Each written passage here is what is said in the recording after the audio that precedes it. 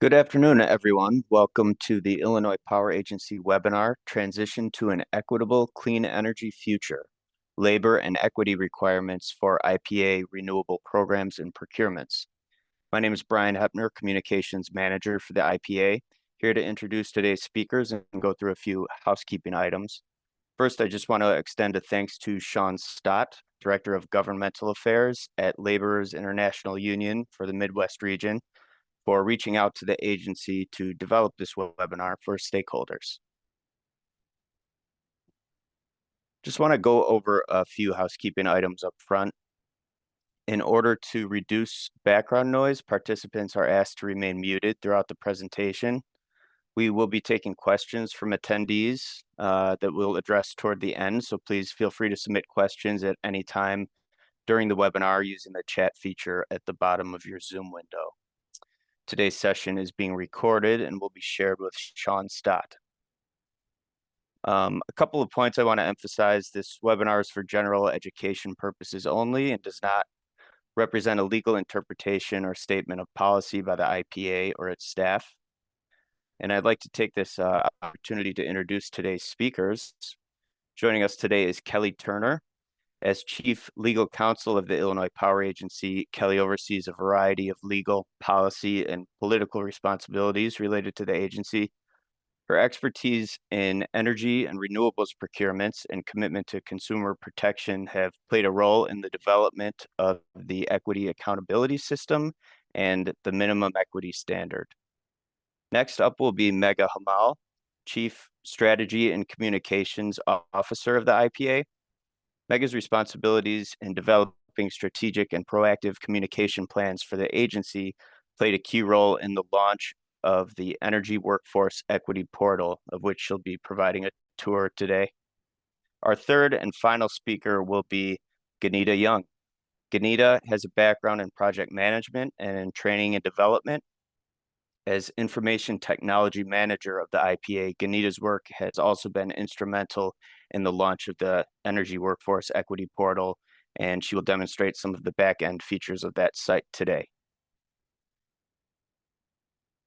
Just a brief overview of the agency and its responsibilities. An independent state agency created in 2007, the IPA is responsible for the development of procurement plans and solar incentive programs in support of the state's renewable portfolio standard. Now I'd like to welcome our first speaker, Kelly Turner. Welcome, Kelly. Hey, Brian. Hi, everyone. Thanks for joining today. As Brian already said, my name is Kelly Turner. Sorry, I'll turn my video on. I'm the IPA's Chief Legal Counsel. I'm going to talk through some of our programs and procurements for renewable energy credits and how those programs work, what the requirements are as it relates to project labor agreements, prevailing wage requirements, and then also some equity requirements that are all incorporated into our programs and procurements under the provisions of the Illinois Power Agency Act. So Brian, if you want to go ahead. Thank you. Our programs and procurements for RECs can kind of be broken up into like four main categories. So we have our utility scale wind and solar procurements. These are competitive procurements for RECs, which means essentially we hold a competitive bidding process to purchase RECs, which are renewable energy credits, the intangible attributes of the renewable energy that's generated by the project. We also administer the Illinois Shines and Illinois Solar for All programs, which bring smaller scale development, community solar development, and distributed generation, rooftop or ground mounted systems. Illinois Shines facilitates projects generally statewide. Solar for All is a little bit more unique because it focuses specifically on income eligible communities and environmental justice communities. And then the self-direct program is a newer program. It started last year. This is a program by which individual off-takers from utility scale projects can participate in the IPA's programs and procurements through the retirement of RECs that they procure. The reason why we're talking about these today is because they also have labor and equity requirements under the IPA Act when it comes to talking about the construction of those projects. Okay, Brian. So first, we're going to talk about the utility scale procurement. We support the development of utility scale wind and solar projects through competitive procurements for RECs from the new projects, meaning we hold a competitive bidding process to purchase RECs from new utility scale wind and solar development. These are going to be projects that are over 5 megawatts in size. When they are utility scale wind and solar, we also conduct a competitive bidding process for brownfield site development projects. These do not have to be over 5 megawatts, but most commonly what we're seeing, the types of projects that we're seeing participate in these competitive procurement events for RECs are utility scale wind and solar projects. We hold these competitive procurement processes generally twice a year. We have one coming up in a couple of months, and then we'll have another one in the fall. Brian? Okay, projects have to be sited in Illinois to participate in our procurements, our competitive procurements for utility scale or brownfield sites, or they have to meet a set of criteria to be eligible if they are located in an adjacent state.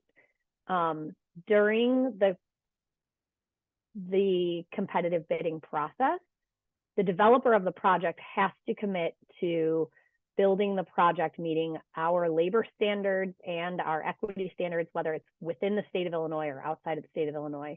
And we'll get to that a little bit more in some upcoming slides. The way that we procure RECs now and how the price is set is a little bit different than the price that was set in past procurements. So now the price for the RECs is tied more directly to the price of the energy from the system by using an indexed pricing approach. The link at the bottom here goes to the procurement administrator's website. We use an independent third-party administrator for the procurement. They evaluate all of the bids. They set the procurement rules and requirements. They issue the bidding documents and materials that have to be submitted by the bidders. If anyone is interested in looking at the rules and the requirements around the procurement, the type of information that has to be submitted in terms of the labor commitments and the equity commitments, you can find all of that information on that webpage. Brian? Okay, next up, I'm going to talk about Illinois Shines. This is the program that that you kind of see most often in your neighborhood within the state. Brian, if you want to go ahead. Illinois Shines is a really large program. It facilitates the development of rooftop solar, distributed generation projects, community solar projects that you're seeing being built across the state. It's broken up into these 6 categories. We have small distributed generation, which are systems less than 25 kilowatts, large DG, so behind the meter systems between 25 kilowatts and up to 5 megawatts. We have community solar projects, and then we have community-driven community solar projects. These, essentially, they're all community solar projects that can be up to 5 megawatts. The community-driven community solar category has additional requirements that it has to be sited in the community that it serves and brings other benefits to the community as well. We have a public schools category that incentivizes the development of either behind the meter systems or community solar systems that are sited on public school land. These can also be on public institutions of higher learning. And then projects in the equity eligible category, contractor category, need to be developed by a company that is owned by an equity eligible person under the law. And we'll talk a little bit more about what that is later, but essentially under CEJA, the state has made an effort to ensure that people who have been historically disenfranchised or disadvantaged have the opportunity to participate through working in the solar economy and in the green energy economy, and the ability to kind of level set and give some additional assistance to these individuals in trying to break into working in this space. Brian? Okay, Illinois Solar for All. This program is very similar in terms of the type of systems that it incentivizes is the Illinois Shines program. Brian, if you can go to the next slide. We have 4 main categories of projects in the Solar for All program. This program really is focused on bringing solar into all Illinois communities, not just on the rooftops of the people who can afford to install, you know, a $20,000 system on their roof. But we have a small and large residential solar subprogram. These bring rooftop behind the meter solar to residents living in income eligible households. We have a nonprofits and public facilities category that incentivizes solar installations on facilities that are owned by a local unit of government or a nonprofit. And then also community solar. This community solar category differs from the one that I talked about a few minutes ago in Illinois Shines, in that we have requirements about the subscribers, the individuals who are subscribed to get the energy from the project must also be income eligible households. Okay. There are eligibility requirements for participants being customers in Solar for All. There's an income requirement. There's an 80% of the average median income threshold. Nonprofits or public facilities that are going to participate in this must provide critical services to their communities, or they have to serve an environmental justice community or be cited in an environmental justice community or an income eligible community. The Solar for All program also requires that developers use job trainees from certain programs that were incentivized under Illinois law, stemming back to 2017 when these programs launched. And interestingly, one of the things that I think is great about Solar for All is that those end use customers, those income eligible customers who are having these projects sited on their homes or subscribing to these community solar projects, they have to receive at least 50% of the value that is generated by the solar installation. So it really is making an impact on lowering customer bills for these customers as well. Okay, Brian. I want to talk a little bit about becoming an approved vendor in Illinois Shines and in Illinois Solar for All. For any contractors out there who want to participate in our programs as an approved vendor can get paid directly the incentives for the development of these projects in Illinois Shines and in Illinois Solar for All. So again, these are behind the meter systems or community solar systems that are 5 megawatts in size or less.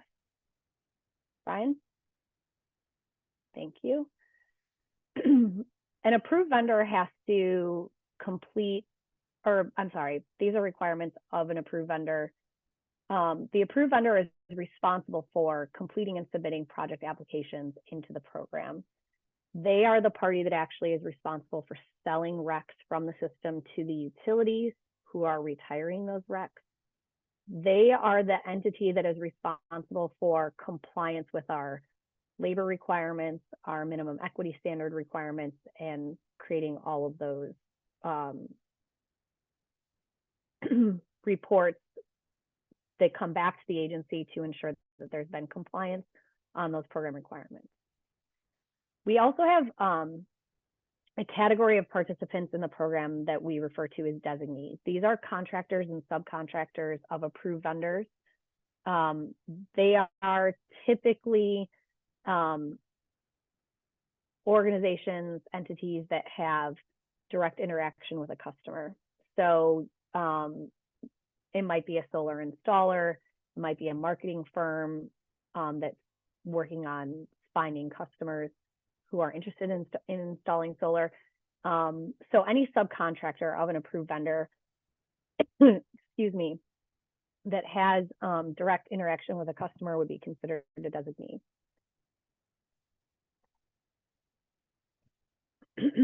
Sorry, woke up with a little bit of a cold today. Equity eligible contractors, we were talking about earlier. This is a term that, or a category, I would say, of approved vendors and designees that have been established by statute. An equity eligible contractor is a business that is majority owned, or if it's, you know, owned individually outright by an equity eligible person. Equity eligible persons are defined under the IPA Act as individuals who are formerly incarcerated, that are a graduate or a participant of the foster care system, that have completed certain job training programs that were established under FEJA or CEJA, or a resident of an equity investment eligible community. You'll see later, but we have a lookup tool for determining whether or not a resident or an individual resides in an equity investment eligible community. And I think, as I mentioned at the beginning, EECs can be approved vendors and they can be designees. Participants in Illinois Shines can receive additional points at scoring for commitments to work with EEC subcontractors who may be designees. The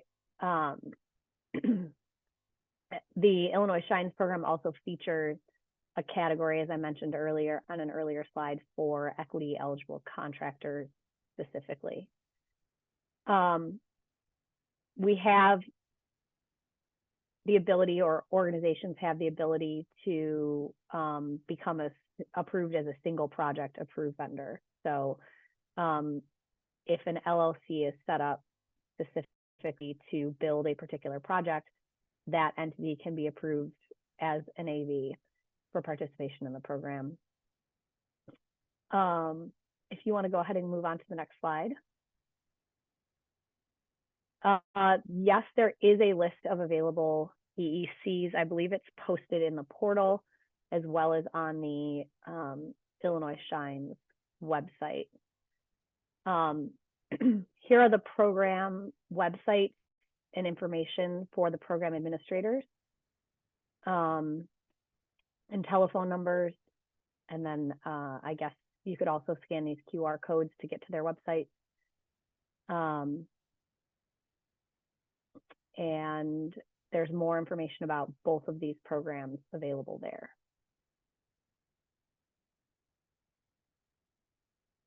I want to talk about the self-direct program as well.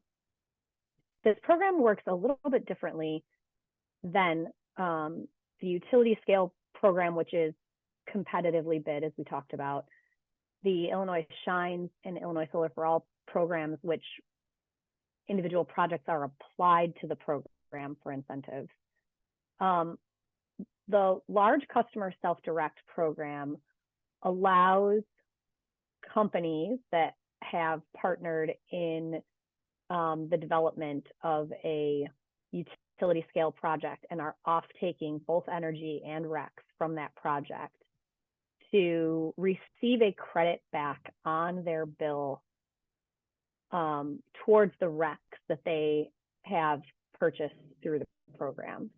And I apologize, I'm having my furnace worked on. That was not planned for today. I apologize if you guys can hear that background noise. No heat in my house. Large customers must have 10 megawatts of aggregated load in order to participate.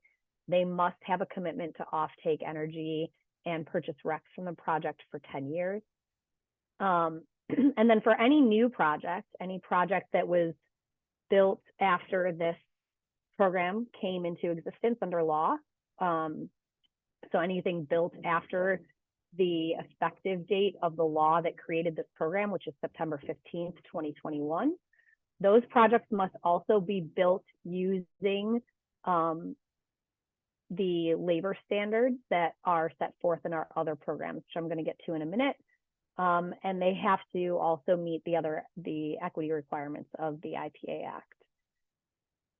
As I mentioned, there's a credit back to the customer who participates in this. And the customer essentially is the entity that applies to participate in the program.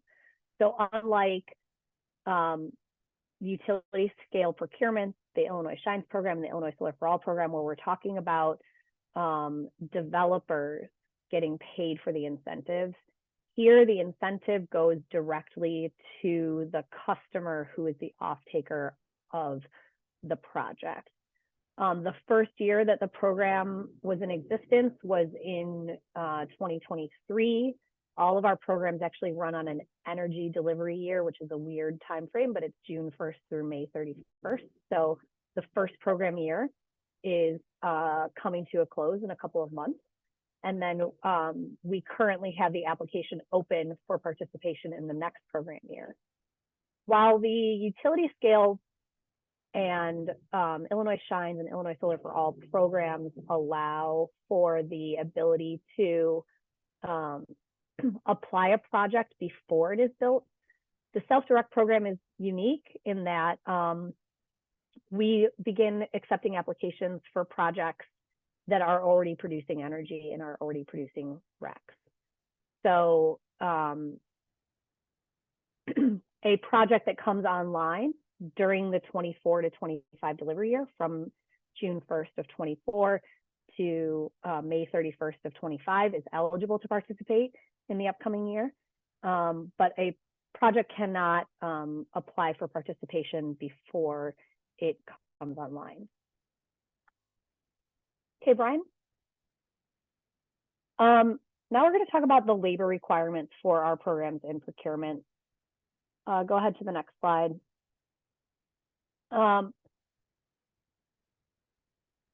Projects that are incentivized by IPA programs and procurements are required to meet the requirements of the Illinois Prevailing Wage Act in almost every situation. So our utility scale wind and solar projects have to pay prevailing wage. Projects that are cited on brownfields that participate in the competitive procurement process also have to pay prevailing wage. You have to comply with all of the notice requirements of the Illinois Prevailing Wage Act. Projects that receive incentives through Illinois Shines and Illinois Solar for All also have to meet these requirements. There are limited exceptions. Residential projects, projects cited at a house of worship that are smaller than 100 kilowatts, or projects participating in the Illinois Shines program that are large DG projects that were waitlisted in the program before the prevailing wage requirements were established under law. Those are the three categories of projects that do not need to pay prevailing wage.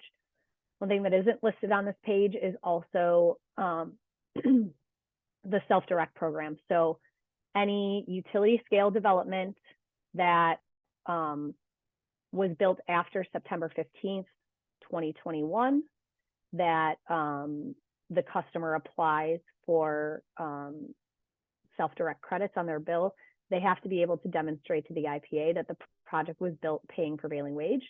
Otherwise, the project cannot participate in the self-direct program. Okay, next slide. In terms of compliance with prevailing wage requirements, for the projects that are applied into our programs, the Illinois Shines program and the Solar for All program, obviously there are requirements about compliance with prevailing wage under the Prevailing Wage Act, in terms of notice, in terms of the wages that are paid. And then there's the requirement to submit certified transcripts of payroll to the Illinois Department of Labor. We also require, in order to demonstrate that the Prevailing Wage Act requirements have been met, we require that those projects applying to Illinois Shines and applying to Illinois Solar for All provide us with a copy of the CTP that was filed with IDOL. If projects participating in these programs do not submit to us the CTPs that they submitted to IDOL, their project will not get verified and their incentives will not be paid. If the project cannot demonstrate that it met the prevailing wage requirements and that cannot demonstrate that it paid prevailing wage for the labor on the project. We only request copies of the CTPs for Illinois Shines and Solar for All projects. We have other compliance requirements for utility scale, which I'll get to in a minute. Prevailing wage requirements apply to the construction of the solar array initially, but this is an ongoing requirement for projects. So it also applies to maintenance and repairs that occur on these solar arrays or the wind farm, if it's a utility scale project. They apply to the approved vendors in Illinois Shines and Illinois Solar for All. They apply to the winning bidder on a utility scale project. They're responsible for demonstrating to us that the requirements have been met, but they also are required for giving notice to their contractors and subcontractors that these requirements are in place. So that's really, kind of how the information flows through here. The AV is the one submitting the application to us. They're the ones that we are able to communicate with about the application, but they're really the ones that need to work with their subcontractors and contractors to ensure that prevailing wage requirements are met on every single project. As I mentioned, this also applies to projects participating in the self-direct program. We don't have the ability to kind of give notice ahead of time while construction is underway. As I mentioned on the self-direct program slide, these projects are applying later on after they've been built. So there's no way that we can really go back and say, if you want this project to participate, you have to pay prevailing wage. If prevailing wage isn't paid at the time of construction, when the application comes to us for the project to participate in the program, we're going to say it cannot. For utility scale projects, as I mentioned on an early slide, we do have the ability for some adjacent state projects to participate. So if they're not located in Illinois, they are required to have Davis-Bacon wage rates if there isn't a state local prevailing wage law. And I just saw a question come up where projects are constructed out of state. Why are the lower Davis-Bacon weights utilized and not an adjacent Illinois prevailing wage rate? There is not always an adjacent community to an Illinois community to establish the prevailing wage rate. We have incorporated the use of Davis-Bacon wage rates because it is a standard that we have that we can apply out of state. I don't know in counties that may be on the other side of Iowa what the prevailing wage rate would be there. If there is a local prevailing wage law, that's the law that they're required to abide by. But if not, it would be the Davis-Bacon wage rate. This was kind of a proxy for the lack of another option that we had to determine what local prevailing wages would be.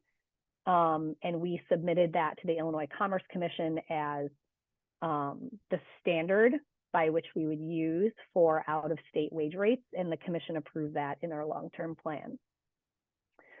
For the utility scale projects, the commitment to paying prevailing wage is made during the bidding process. And if you want to go ahead and go on to the next slide, Brian, I'm also going to get into project labor agreements. There is no requirement that project labor agreements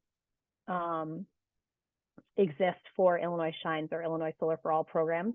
There is a requirement under this section of the IPA Act here that new utility scale wind, solar, and brownfield site projects that participate in our competitive procurements are built under a PLA.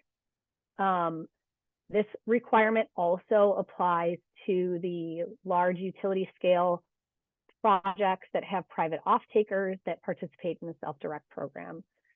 Any project that's built after September 15th, 2021, participating in the self-direct has to provide a PLA to us. I think everybody on this call probably knows a project labor agreement is a pre-hire collective bargaining agreement. The project labor agreements that are used for our programs, for our procurements and programs, have to meet the requirements of the Illinois Project Labor Agreement Act. They must include goals for apprenticeship hours to be performed by minorities and women. There's a long list of requirements that are contained within the Illinois Project Labor Agreement Act. I would encourage all of you to go and look at those if you have any questions about them. And then Brian, can you go to the next slide? Actually go back. Sorry, I wasn't sure. So a couple more details that I want to give about this. In terms of compliance, we require a commitment to use a PLA in the bidding process for the competitively bid process or projects. In the self-direct program, again, because that program looks at projects that are already built and energized, we will look at whether or not a project labor agreement was in place. And if a project labor agreement is not in place, that project will not be eligible. If it was not in place at the time of construction, it will not be eligible to participate in the self-direct program. For those of you that may have heard, for example, of the Triple Black Diamond project that has been in the news a lot. It's a city of Chicago is signed on as an off-taker of the project. The city of Chicago has publicly said in press releases that they plan for that project to participate, excuse me, participate in our self-direct program. So we expect that once that project is online and fully built, that we will receive an application for it. And one of the things that we will be looking for is to ensure that all of the labor requirements are met, including that a project labor agreement was in place and that contractors and subcontractors were compliant with the Prevailing Wage Act.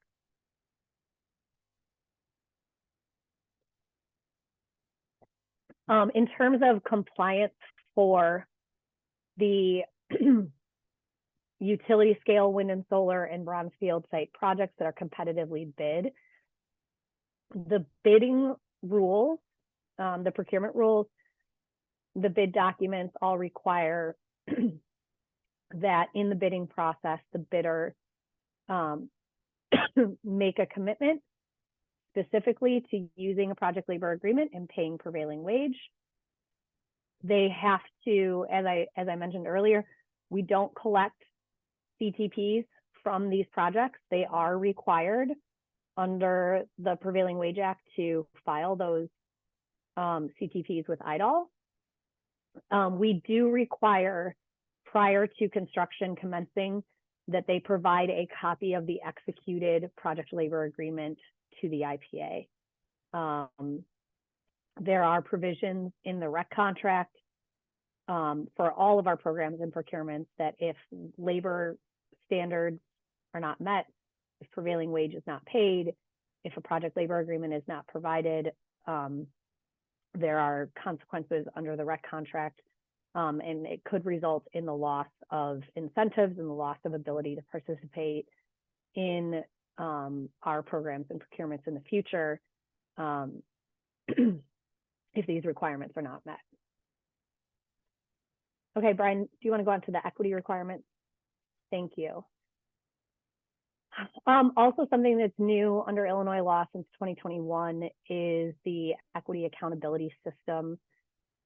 This is a kind of a 3-pillar framework that includes a minimum equity standard, the creation of equity eligible contractors and opportunities for those contractors, and then data collection around equity and participation by equity eligible persons and within the IPA's programs and procurements, and really their ability to participate and work on projects that are incentivized by the IPA.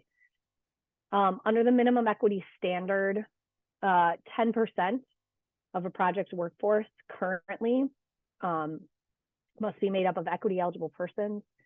As I talked about on an earlier slide, those are returning citizens, foster care graduates, graduates of certain job training programs, and residents of equity investment eligible communities.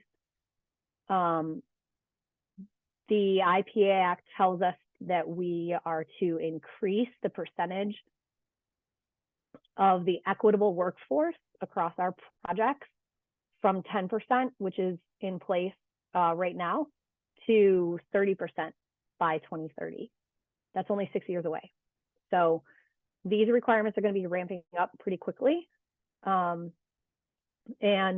we do have tools in place to help contractors meet these goals. Part of it's the portal that we're going to see later. And part of it is, helping ensure this through making sure that every approved vendor in the Illinois Shines program creates a minimum equity standard compliance plan. And this is their path forward. How are we going to meet these equity standards in our hiring processes? And then checking in mid-year with the program administrator on how those efforts are going, and then filing some reports at the end of the year as well to say, this is where we had success, this is where we didn't have success, and here's how we're going to retool our MES compliance plan in future years to try to achieve these requirements. Likewise, the equity eligible contractor category, as we saw in an earlier slide, it right now makes up a small portion of the Illinois Shines program overall, but eventually we are required to increase the size of that category to 40% of the Illinois Shines category overall. The Illinois Shines category annually is 800 megawatts right now. So it's a small segment of that, but intended to grow over time. In an effort to increase participation of equity eligible persons in the project workforce across our programs and procurements, we have created a mentorship program for EECs, but it's also for new and emerging businesses in this space generally as well, not only for EECs. We have a small and emerging business guide to help businesses navigate the solar landscape in Illinois. We've created the Energy Workforce Equity Portal, which we're going to go through. A different segment of our agency is going to be working on a racial disparity study, looking at the solar industry. And then our DEI team is also conducting outreach to community organizations, unions, employers, people who live in environmental justice communities or equity investment eligible communities, to spread the word about opportunities for participation, job training, and opportunities to really help us grow the solar economy in a way that reaches all communities across Illinois. So with that, I think that's my last slide. I know that there were some more questions in the chat that I didn't answer. Mega and Brian, I wasn't sure if we were just going to hit all of those at the end. Yes, one question wasn't answered, yes. Great. All right, Brian, you can go to the next slide. Hello, everyone. My name is Megha Hamal. I am the Chief Strategy and Communications Officer for the Illinois Power Agency, and I joined the IPA in 2021.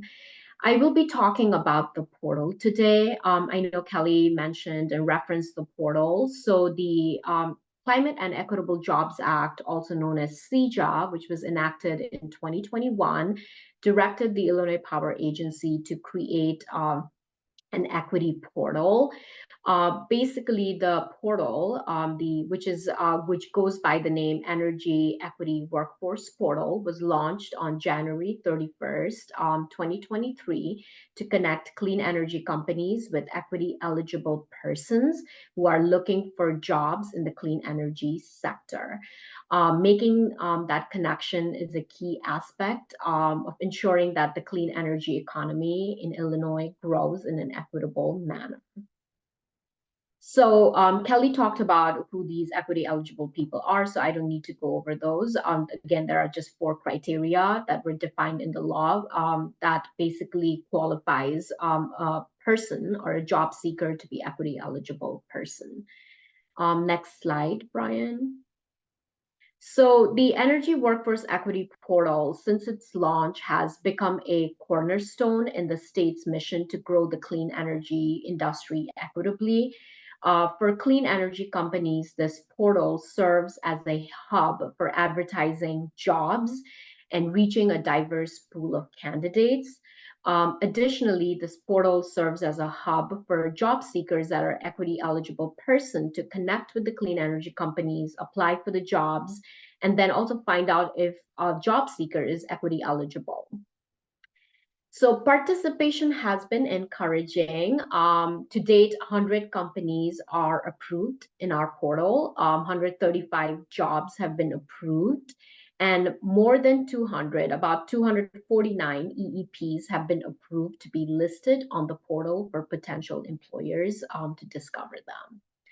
So with that, I want to quickly go over the portal and give you a little tour of what this portal is about. So Brian, if you don't mind opening the portal for me, that would be great. Okay, so welcome to the Energy Workforce Equity Portal. As I mentioned, this portal was created for clean energy companies to connect with the equity eligible job seekers so that they can enter the clean energy sector. This is the homepage of the portal. The portal is classified into 2 main categories: the employers. Brian, would you mind clicking the employers portal for me, please? The employer tab on the portal is designed to, is designed for clean energy companies such as approved vendors and designees that are participating in the Illinois Shines program, as Kelly mentioned, or they are developers of utility scale wind and solar projects that are participating in the IPA's competitive procurements. Again, this page is for clean energy companies that are looking to recruit and hire equity eligible person. Again, this is one way that these companies comply with the minimum equity standard that Kelly talked about. And clean energy companies can register to submit their job postings and view a list of equity eligible persons. There are a bunch of resources at the bottom under employer resources that we have highlighted for clean energy companies. The list of AV that are equity eligible contractors, and the list of designees that are equity eligible contractors that are posted in that I posted in the chat earlier can also be accessed from here. Brian, would you mind jumping to the job seekers tab, please, for me? So as I mentioned, job seekers tab is another big audience for the portal. And this job seekers tab is designed for individuals who seek to identify themselves as equity eligible person or desire to either work in the Illinois clean energy industry or help their current employer meet the minimum equity standard that Kelly referenced earlier. Again, through this page, equity eligible persons can view open jobs in the clean energy industry. Also, this page contains information on clean energy workforce programs. You can go from this page to the workforce programs where basically to ensure that the state's workforce is prepared for the jobs of the future and support communities facing energy transitions. Again, by registering through this portal, equity eligible person will have the option to be included in a listing of equity eligible person that will be available to the clean energy companies that are registering on the portal. Brian, would you mind going to the workforce training page for me, please? This page, again, contains information on FIJA and CJA workforce training programs. Just a caveat, these programs are not administered by the Illinois Power Agency, but rather administered by the Department of Commerce and Economic Opportunity. But these trainings will qualify a job seeker. If you're an equity eligible person, it'll qualify you to be an equity eligible person.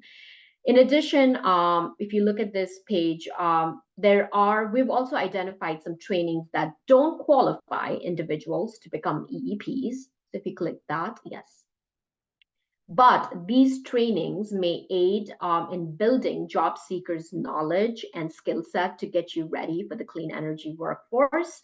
These trainings are not administered by the IPA, but we did some research and found out that these trainings will aid a job seeker in building their skill set to enter the clean energy economy. Brian, would you mind jumping really quickly to the resources page on the top? As I mentioned, there are two big navigation earlier. The employers and job seekers are the two main navigation, but resources page contains tons of important information for people coming to this portal. One particularly being the equity investment eligible map. So this map basically showcases communities that will be qualified to receive benefits from equity investment designed by the state. This is one of the criteria for somebody to become equity eligible person. So if you reside in one of these communities that are basically equity investment eligible communities, you qualify to become an equity eligible person. Again, the eligible communities are basically communities, are three areas that are established by the Cannabis Regulation Tax Act, where residents have been historically excluded from economic opportunities, including opportunities in the energy sector. These are also environmental justice communities as defined by the Illinois Power Agency, pursuant to the Illinois Power Agency Act. So with that, I would like to hand over the presentation to my colleague, Ganita Young, who will be discussing the back end of the portal from a user standpoint. Thank you. Excellent, Brian. Are you going to drive or do you want me to drive on this? If you wouldn't mind Okay. sharing your screen, I just Sure stopped thing. sharing mine. Thanks. Thank you. Thank you. Okay. Good deal. Okay. Can everybody see the screen? Sure. Okay. Awesome. Awesome. So we're back at the main screen for the Energy Workforce Equity Portal. And as Megan said earlier, the two main portions of the portal are for employers and for job seekers. Again, it was very exciting to lead the efforts of building this website and working in conjunction with communications with the beautiful design of the website. So let's just get started. When a person goes to the for employers section. As Mega said, there's lots of information here. The main portion here is for those companies who are looking to register as a clean energy company with our site. I've gone ahead and just have some tabs open. When you click on that tab, you're going to come to this form. And with this form, you'll be able to submit an application. So the first thing they ask is, are you already an approved vendor with either Illinois Shines or the Illinois Solar for All, or a designee? And if you have an ID, if you do, you would click on the yes, and you would enter that ID for your AV or designee ID in that location. If not, you can continue on. It gives you multiple options of the different company types, whether you're Illinois Shines approved vendor, designee, a utility scale project developer, project installer, or other. If you click other, it will open up a required field for you to enter what type of company you are. Additionally, it's going to ask you information about what product or services your company provides. This is also a required field, your company name. Let me just click on this, your company name. Also, if you would like to list your company website, that is not required, but is suggested. And the contact name, the first name and last name are required for the individual who would be the contact person for the registration. Also, a telephone number and an email. If there are any documents that you need to upload relevant to your application, you would have the ability to do that by clicking on Browse Files and pulling up that document. Also, we always want to know, how did you hear about us? Obviously, our DEI group is out in the field. We're doing a lot of community work to get the name out. We want to know how you found out about us. So we ask that you select that information, and then you can hit the submit button. Once you hit that button, that information goes to our team, and it goes through a process of approval. So you're going to either receive a response that says you are approved, or you may receive a response that says needs more information, and they will request more information, and you can provide that through the email correspondence, or you will receive a response that says the application has been denied, but you will receive a response. The other option that we like to feature is, once you've been approved, now you can come back in and you can submit jobs that you have that are for the clean energy sector. So you come back in. If you were not an approved vendor or designee, then you would get a registration ID from our team, and you would enter that ID here. And then you would just fill in the required information, the title of the job that you're seeking to fill. How would you like the applicants to apply, either via website or via email? The payment options, are they paid per hour? Is it a contract amount, salary? Is it negotiable? And then the scope of work. We ask that you be as descriptive as possible, but there is a 200-character maximum on that. And then the region that this job is being located. And you can select multiple regions. You can select multiple regions, but you want to select the region that you want that job to be placed, and then the city and or county of the job location. Also, we like for you to explain if it's a full-time job, is it part-time, contract? Again, you can select multiple there. And then the job duration. Is it 30-day? Is it 60-day, 90-day, ongoing? You want to just that is not a required field, but we actually ask that you enter that information. The more information, the better. And if there are any benefits that are offered or wraparound services, i.e. childcare, transportation, things of that nature for qualified applicants. Lastly, you want to list the duration in days, and you can select that here.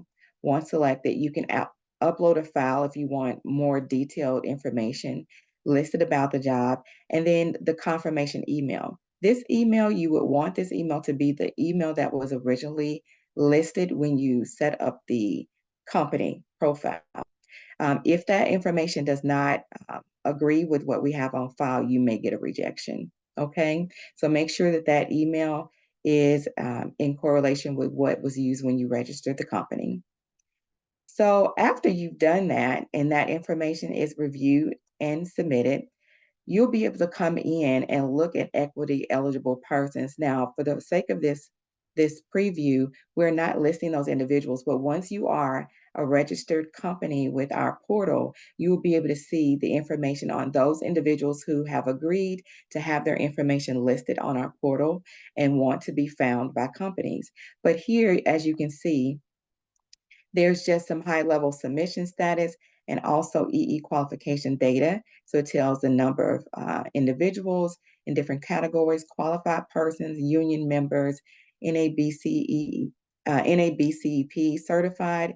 And so you can see all of that information, those that how many have been denied, needs more information. So there's an ongoing, this is a living, breathing dashboard, as you can see. Also, there's also useful links available, intake form, again, the energy job submission, if you want to submit another submission, and the job listings are here.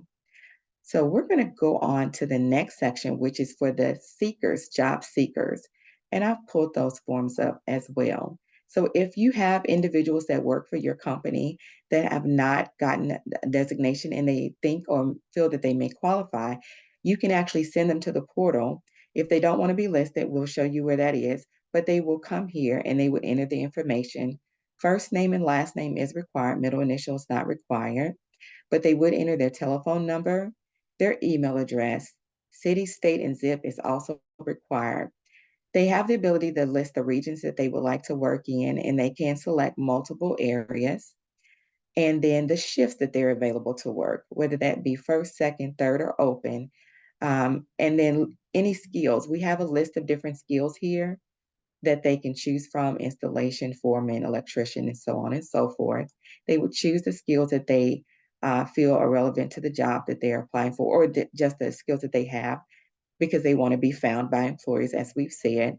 And then the basis of equity eligible person status. As Megan mentioned earlier, there are 4 different qualifications, but when you select either qualification or more, there will be an attestation related to that qualification that you would need to also check in order to move forward and submit the application. If you qualify for multiple, you have the ability to submit multiple as well.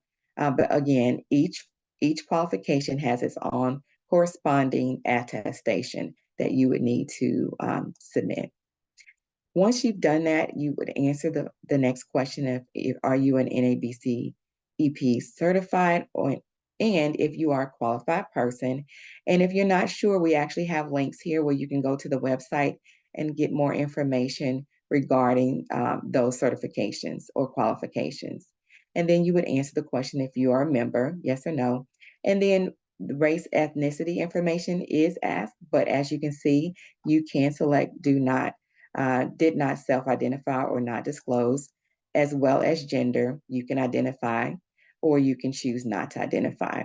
You also have the option to upload documents related to your EEP status and a resume if you would like, and the final attestation. And the last question we have is if you want your information shared at this time.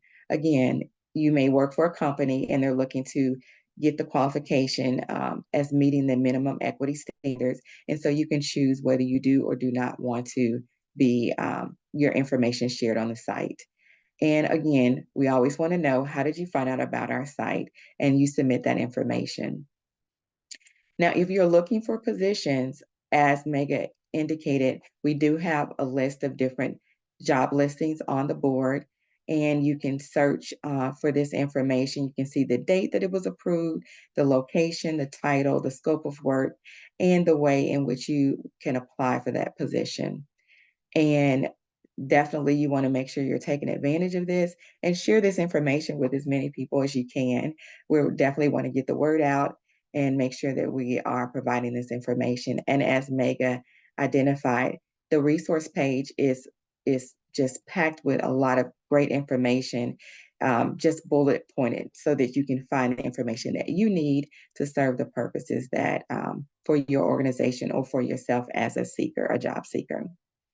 I think that is all for now. I'm going to turn the presentation back over to Mega. Thanks, Ganita. Thank you so much for giving us the back end tour of the portal. Brian, looks like we have some questions that have not been answered. So maybe let's go ahead Yes. and pose those questions to Kelly. Looks like they're mostly like some of the questions I think have been answered by Sean, but let's just pose some of those questions to Kelly, please. Yes, thank you, Ganita, Mega, and Kelly. Some of the questions have been answered in the chat, but I'll try to locate the ones that are still open. So Sean asked if there are any minimum requirements for the apprenticeship goals under the PLA. I'm not aware of any requirement under the PLA Act for a minimum, just that a goal be included in the PLA itself. Question from Clint Drury. Can the laborers union be designated as an employer in order to connect directly to the individual job seekers? And Sean expands on that question, saying specifically, could our apprenticeship program indicate on the portal that we are taking apprentices or a local union? I don't know if this has come up already in looking at the portal. I think, I don't know if Ganita or Mega have any information on who can register as an employer. But that's something I think that we can take back and talk about and see if that opportunity is available. Yeah, it does not look like we have that information, Kelly, but again, we can definitely verify that. And then, Sean, we can circle back with you on it. Yes, definitely. Thank you both. We will leave it open for a couple seconds for any more questions. I know we're a bit short on time, but I want to thank everybody who was able to attend this webinar today. Thanks to our presenters once again, Ganita, Mega, and Kelly. And thank you to Sean. Sean, I see you have your hand up. If you can unmute and go ahead. Thank you, and thank you for doing this, everyone. So on the portal, are contractors required to report to the IPA about the or is it to their the developers, the number of people who qualify as the MES standard, the equity eligible person requirements? Yeah, so Scott, that reporting requirement isn't actually through the portal. I actually think that something that might work well for entities that are trying to confirm their compliance with the MES would be to ask their current employees to register on the portal. They don't have to register as a job seeker, but their employee can go there and certify as an equity eligible person, and then it just makes it easier for the entity later when they're creating their MES year-end report to report to the IPA or the program administrator if they're participating in Illinois Shines or Illinois Solar for All, how many employees they have that are equity eligible persons. So as a reminder, some of that information is sensitive, and employees might not be comfortable with sharing with their employer that they're a returning citizen or that they're a graduate of the foster care system. And because the portal can certify individuals based on residency as well, I think it's a really great tool that can be used. But the annual reports on compliance themselves do not get filed through the portal. And then depending on which program or incentive structure the project is organized under, that rec contract will specify how those reports are made. So I think, yeah, and Mega just put a link in the chat about the equity accountability system itself And there's links there on kind of some more details about how to report on MES compliance for the various programs and procurements. So, sorry, and I forgive me for dominating the question period here. That's okay. So if developer A has a project and the MES goal is 20% for that particular year, and contractor X is working for developer A, is contractor X going to be, how do they prove that, 20 of their employees on the project were these equity eligible persons? And would utilization of the portal be an advantage to that contractor to say, hey, yeah, well, here, yeah, I've got certified payrolls that show I employed these 20 people, and these 20 people are equity eligible persons, qualified thereby as being registered on the portal. Yeah, I think using the portal to verify EEP status for individual employees is a great tool, and it's certainly open to everyone for that purpose. We don't require it, but I think it's a really streamlined and straightforward way to do it, and that would work really well. In terms of your actual question about the developer and the subcontractor, it depends on the project and the contract how that gets reported back to the IPA. So there's the compliance plan that has to be filed annually in Illinois Shines before construction on a utility scale project, a competitively bid project. And then there's year-end reporting requirements on the progress that was made towards achieving those goals. Individual projects can submit waivers to the IPA if they're unable to meet the minimum equity standard that's in place in that year. The statute informs us that we are to grant those in, I think it's limited circumstances. So we understand our directive from the General Assembly to really look at those carefully before we grant them. Thanks, Kelly, and thanks again for your question, Sean. With limited time remaining, I'm going to display a slide with contact info for our presenters if anybody would like to get in touch with further questions. On behalf of the IPA, I'd like to thank everyone once again for attending the webinar. We hope it was informative, and thank you to Sean and each of today's presenters. Hope you have a great day.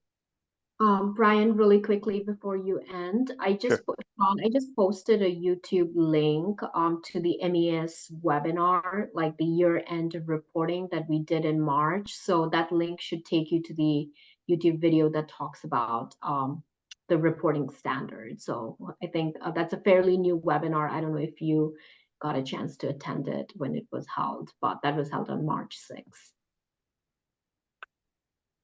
Great, thank you. Check that link out if you can, and we hope to see everybody soon. Appreciate your time. Thanks everyone. Thanks Brian. Thanks Sean. Thanks everyone.